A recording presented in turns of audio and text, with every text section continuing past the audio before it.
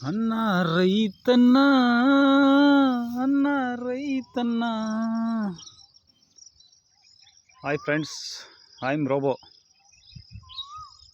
ನೋಡಿ, ಇದು 40 ದಿನದ ಬೆಳೆ ಕೊತ್ತಂಬರಿ ಸೊಪ್ಪು. ಇದು ನೋಡಿ, 40 ದಿನದ ಸೊಪ್ಪು ಕೊತ್ತಂಬರಿ ಡಿಲ್ಯಾಕ್ಸ್, A1 ಡಿಲ್ಯಾಕ್ಸ್ ಅಂತಾರಲ್ಲ, ಡಿಲ್ಯಾಕ್ಸ್. ಇದು ನಂಬರ್ 1 ಕ್ವಾಲಿಟಿ. ಇದು ಬೆಳೆದಿದ್ದೀನಿ ಮಾರ್ಕೆಟಲ್ಲಿ.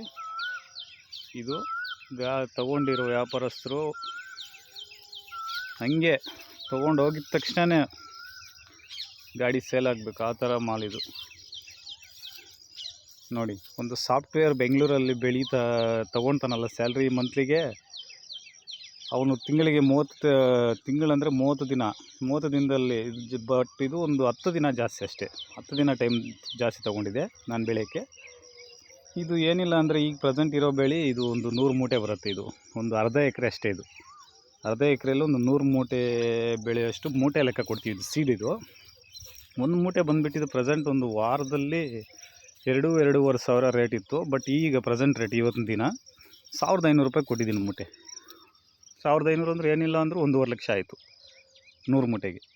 ಒಂದು 100 ಮೂಟೆ 10 ಮೂಟೆ ಜಾಸ್ತಿ ಆಗ್ಬೋದು, ಇಲ್ಲ ಕಮ್ಮಿನೇ ಆಗ್ಬೋದು. 100 ಮೂಟೆಗೆ ಒಂದು 30ಗೆ ಲೆಕ್ಕ ಹಾಕ್ಕೊಳ್ಳೋಣ. ಒಂದು ಬೆಂಗಳೂರಲ್ಲಿ ಸಾಫ್ಟ್ವೇರ್ ತೊಗೊಳ್ಳೋದು ಒಂದು ಮಿನಿಮಮ್ ಒಂದು 70-80 ಇಲ್ಲ ಲಕ್ಷ ತೊಗೋಬೋದು. ನಾವು ಅದಕ್ಕಿಂತಲೇ ಒಂದು 30,000 ಜಾಸ್ತಿನೇ ತೊಗೊಂಡಿದ್ದೀವಿ. ನೋಡು, ರೈತ ಅಂದರೆ ಹಿಂಗಿರುತ್ತೆ. ಅದು ಅವನು ಸಾಫ್ಟ್ವೇರ್ ಅವನಾಗಲಿ, ಬೇರೆ ಯಾರೇ ಆಗಲಿ, ಎಲ್ಲ ಅವನ ತಪ್ಪೇನು ಹಿಡಿತಿಲ್ಲ ನಾನು.